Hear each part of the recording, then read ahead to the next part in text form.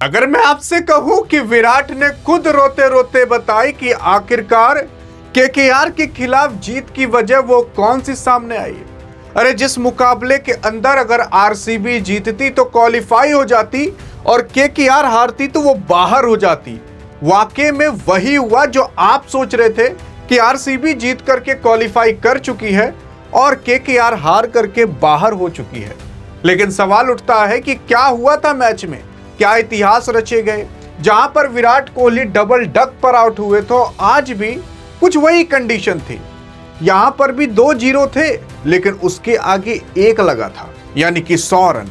आज आपके विराट कोहली ने 9वां शतक मार दिया है T20 करियर का। और उसी के साथ साथ अगर आप देखोगे तो इस मुकाबले के अंदर आपके रजत पाटीदार टॉस जीते। टॉस जीतने के बाद पहले गेंदबाजी का फैसला किया, जहां पर फिन एलन को 18 पर ही लुढ़का दिए। वैसे कुछ खिलाड़ी और थे जो आए और गए, मतलब ठीक ठाक खेल रही थी यार केकेआर की टीम। शुरुआत में बारिश हो गई और तब भी 192 रन तक तो बना ली थी। कैमरून ग्रीन भी आए, ठीक ही ठाक खेले थे, 32-33 रन मारे। अजिंक्य रहाणे 19-19 रन मारे।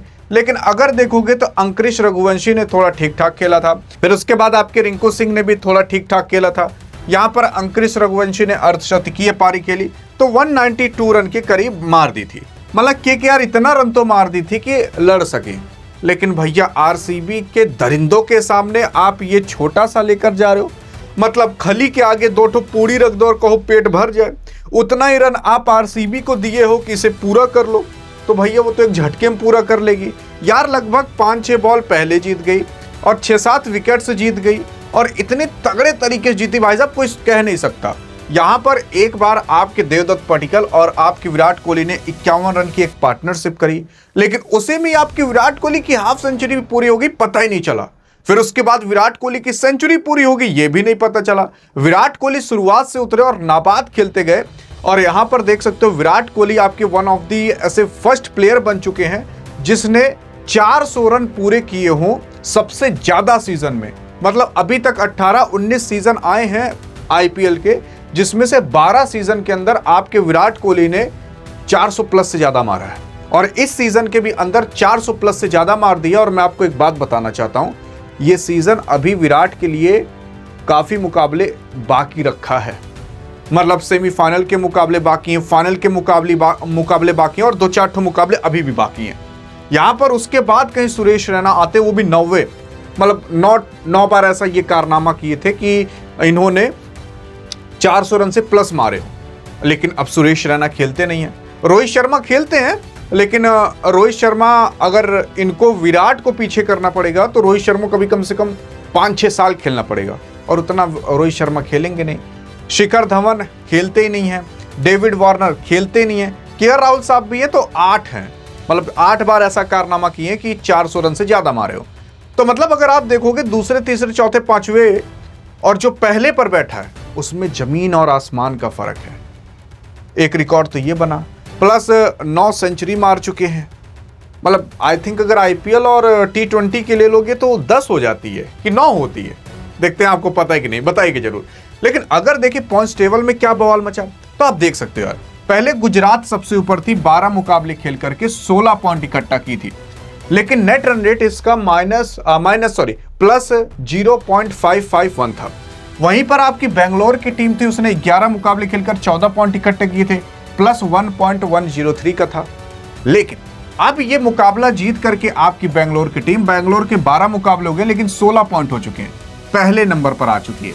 16 पॉइंट गुजरात के भी हैं, 16 पॉइंट बेंगलोर के भी हैं। लेकिन यहां पर नेट रन रेट बेंगलोर का ज्यादा है, इस वजह से बेंगलोर पहले नंबर पर है। और यह भी लिख लीजिए कि बेंगलोर क्वालिफाई हो चुकी है। हो चुकी इसलिए क्योंकि अभी भी आरसीबी के पास 2 मुकाबले बाकी हैं। आरसीबी सबसे ज्यादा नेट रन रेट पर बैठी है, सबसे ज्यादा जो मुद्दा फंसता है वो नेट रन रेट पे फंसता है। लेकिन आपकी आरसीबी नेट रन रेट में इतना आगे है कि उतना किसी भी टीम के पास नेट रन रेट ही नहीं है और प्लस पॉइंट भी सबसे ज्यादा हो चुके हैं। तो आप कैसे नहीं कहोगे कि आरसीबी क्वालिफाई नहीं करेगी। आरसीबी 2 मुकाबले हार भी जाए ना तब भी इसके क्वालिफिकेशन के चांसेस 90% से ज्यादा है अब। और उसके बाद हैदराबाद आती है, 12 मुकाबले खेल करके 14 पॉइंट, लेकिन आरसीबी के 16 पॉइंट हो चुके हैं, याद रखिए। और plus net run rate RCB से भी कम है इनका। फिर पंजाब आती। मैं ये नहीं कह रहा कि ये क्वालिफाई नहीं कर सकते, कर सकते हैं, आराम से कर सकते हैं, लेकिन आरसीबी कर चुकी है।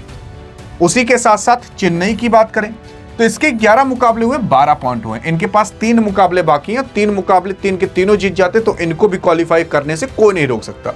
फिर राजस्थान के साथ भी वही सेम कंडीशन, अगर ये 3 के तीनों मुकाबले जीत जाए तो इन्हें क्वालिफाई करने से कोई नहीं रोक सकता। आप कहोगे कि अरे भैया दोनों जीत जाए तब तो दोनों क्वालिफाई कर लेंगे, लेकिन आप बताइए एक मुकाबला भी चेन्नई और राजस्थान के बीच हो जाए, जीतेगा तब तो कोई एक ही।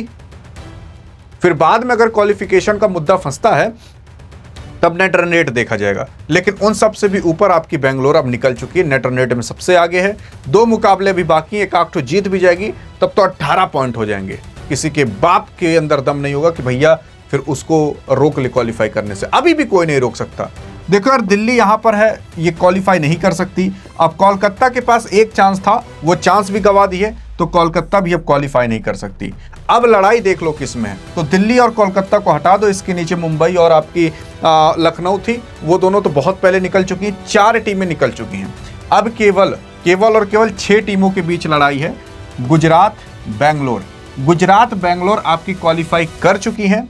फिर उसके बाद हैदराबाद, पंजाब, चेन्नई, राजस्थान, इन 4 टीमों के बीच लड़ाई बाकी है।